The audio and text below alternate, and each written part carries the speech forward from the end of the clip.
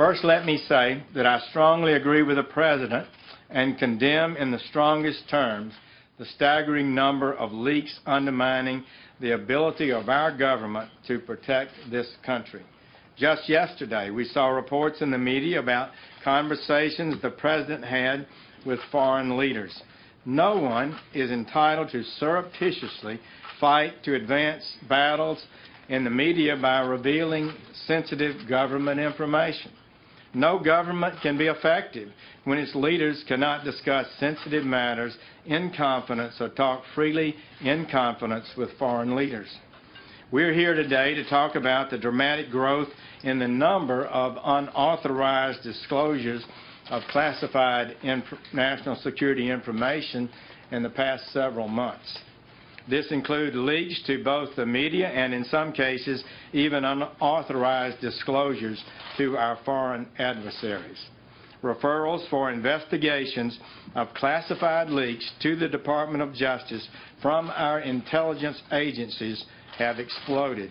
In the first 6 months of this administration, the Department of Justice has already received nearly as many criminal referrals involving unauthorized disclosures of classified information as we received in the previous 3 years combined. Classified information, by definition, is information that, if disclosed, would do harm to national security. As Director Coates will discuss, leaks are incredibly damaging to our intelligence mission and capabilities. Simply put, these leaks hurt our country. All of us in government can do better. The first requirement is for discipline within all our agencies of the government. To prevent these leaks, every agency and Congress has to do better. We are taking a stand. This culture of leaking must stop. Furthering this goal today, we are here to announce some steps being taken and underway by the National Insider Threat Task Force to ensure the government's first priority to protect this country and her citizens is not undermined by the very people who've been entrusted to protect it. While the Department of Justice does not discuss ongoing investigations or confirm specific matters, it is important for the American people and those who might be thinking about leaking classified or sensitive information to know that criminals who would illegally use their access to our most sensitive information to endanger our national security are, in fact, being investigated and will be prosecuted. Since January, the Department has more than tripled the number of active leak investigations compared to the number pending at the end of the last administration.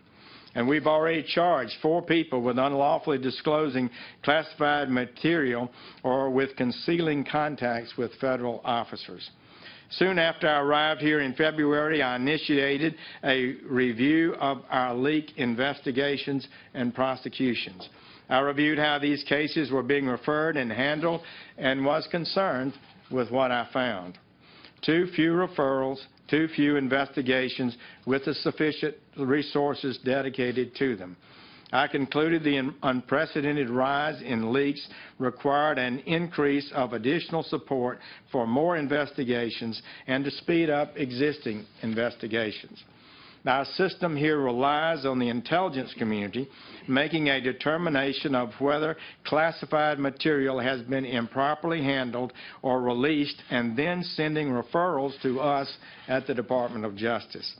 This means it's vital for the intelligence community to know that the Department of Justice is committed to investigating and prosecuting these referrals. And when few investigations take place, criminal leaks may occur more often, and a culture of leaking can take hold. So today, I have this message for our friends in the intelligence community. The Department of Justice is open for business, and I have this warning for would-be leakers: don't do it. For the past several months, we've already made changes and are seriously ramping up our efforts.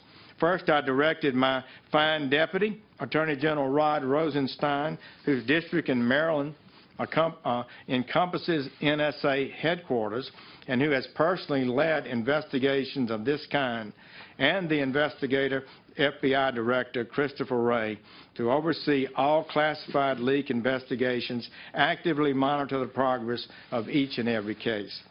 Secondly, I directed the National Security Division of the Department of Justice and our U.S. attorneys to prioritize cases involving unauthorized disclosures.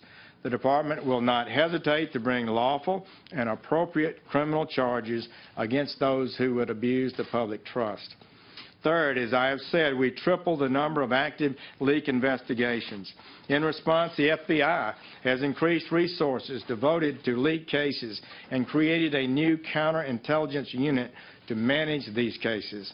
Simultaneously, this department is reviewing policies that impact leak investigations.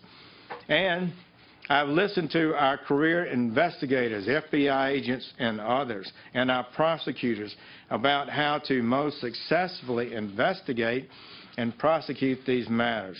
At their suggestion, one of the things we are doing is reviewing policies affecting media subpoenas.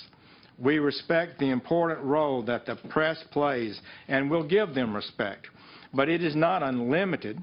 They cannot place lives at risk with impunity.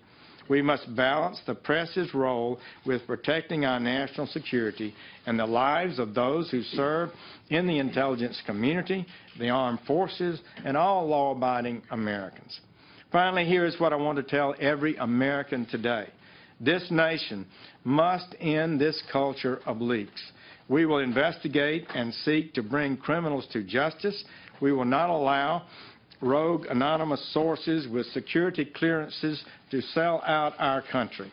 These cases to investigate and prosecute are never easy, but cases will be made and leakers will be held accountable. All of us in government and in every agency in Congress must do better. The first requirement is personal discipline. Education and repetition within our departments and agencies will make a difference. Prevention is what is required. An investigation of a leak is too late, really. The damage is done.